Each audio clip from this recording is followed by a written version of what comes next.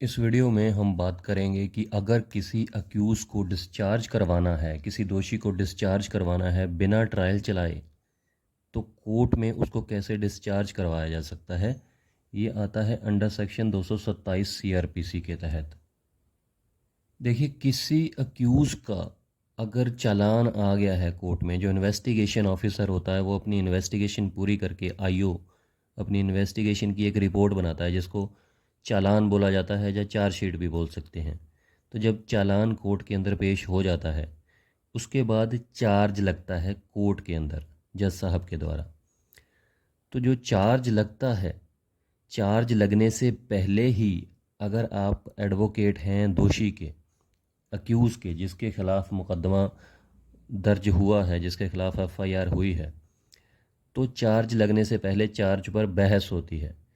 आप जज साहब के सामने पेश हो सकते हैं कि मुझे चार्ज पर बहस करनी है, आर्गूमेंट्स करनी है, तो मेरी बहस सुनी जाए। तो आपको कोर्ट एक तारीख दे देती है, एक मौका दे देती है कि आप चार्ज पर बहस कर सकते हैं। तो उसके बाद आप पॉइंट्स अपने बता सकते हैं कि जिस पॉइंट्स पर आप ये कोर्ट को कन्विंस कर सकते हैं कि प्राइमा फेसाई केस ही नहीं बन रहा।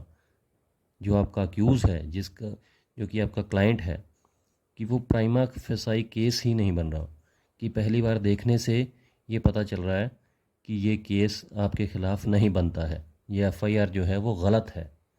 तो अगर आप कन्विंस करने में, हालांकि ज़्यादातर मामलों में डिस्चार्ज नहीं होता है मोस्टली, लेकिन फिर भी बहुत कम हालांकि होता है, लेकिन डिस्चार्ज हो भी जाता है।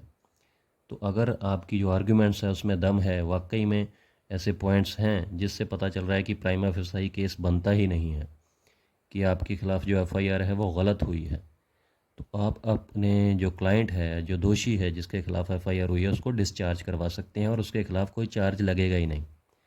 उसको अदालत वैसे ही बरी कर देगी बिना चार्ज लगाए, चार्ज लगने से पहले ही, क्योंकि ट्रायल जो चलता है, जो गवाहियाँ वगैरह होती हैं, जो विटनेसेस को बुलाया जाता है, वो चार्ज लगने के बाद बुलाया जाता है।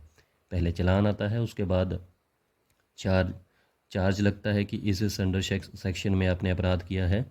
तो उसके बाद फिर विटनेसेस आते हैं, प्रोसिक्यूशन विटनेस बुलाए जाते हैं, फिर 313 होती है, फिर डिफेंस एविडेंस होता है।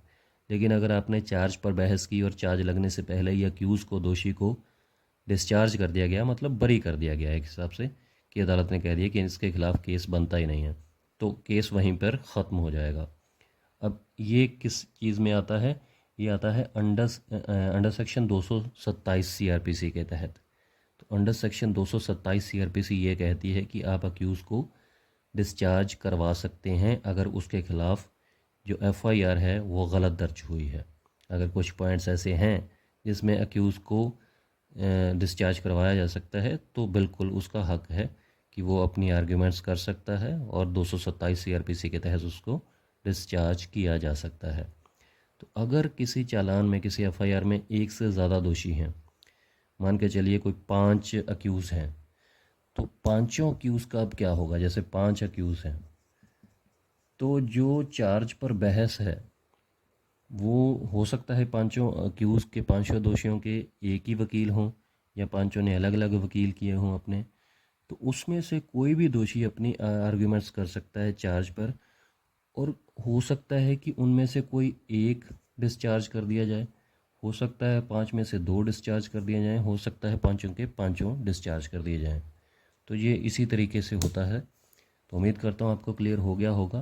कोई कन्फ्यूजन रह गई हो तो प्लीज़ कमेंट करके ज़रूर बताइएगा, और नेक्स्ट वीडियो में बात करेंगे ऐसे ही किसी जुडिशियल पॉइंट के ऊपर, सिंपल तरीके से, सिंपल शब्दों में। अगर अच्छी लगी वीडियो तो लाइक ज़रूर कीजिएगा और कमेंट करके बताइएगा ये वीडियो कैसी लगी।